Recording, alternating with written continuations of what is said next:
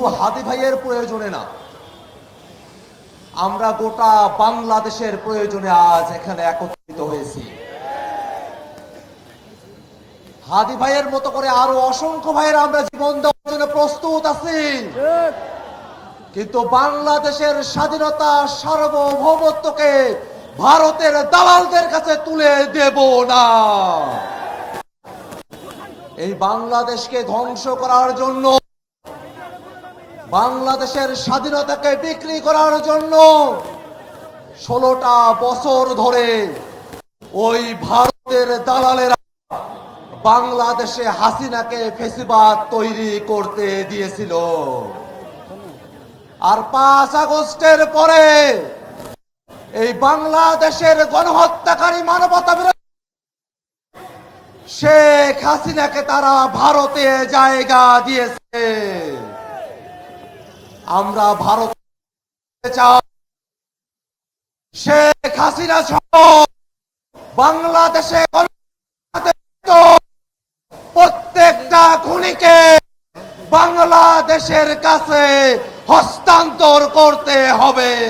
হাত উঠিয়ে আল্লাহর কাছে দোয়া করুন, আল্লাহ হাদি ভাইকে আমাদের মাঝে ফিরিয়ে দাও, জুলাইকে বাঁচিয়ে রাখো, জুলাইয়ের সকল শক্তিকে বাংলাদেশের জন্য একতাবদ্ধ থাকার তৌফিক দাও। শরীফ ওসমান হাদির মাথায় গুলি করা হয়েছে। আমাদের ভদ্রতার অর্থ যদি মাথায় গুলি করা হয়, তাহলে আমাদেরকে দোসরদেরকে মাটি থেকে খুঁজে বের করতে হবে। আমাদের ভদ্রতার জবাবে যদি আমার সহযোদ্ধাদের গায়ে গুলি চালানো হয়, তাহলে ওই সন্ত্রাসীদের মাটিতে ফেলতে হবে।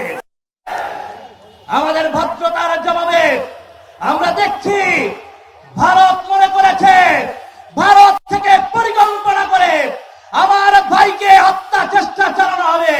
আর বাংলাদেশে শরীফ ওসমান হাদির ভাই বন্ধুরা বেঁচে থাকতে পারবে না। আমরা স্পষ্ট ভাষায় বলতে চাই, গুজরাটের কসাই বাংলার কসাইকে যদি বাংলাদেশ যেতে যায়, বাংলাদেশের 20 কোটি জনগণকে সাথে নিয়ে কলকাতা থেকে বাংলার কসাইকে ধরে আনবো। বাংলার জনগণ ভয় পায় না।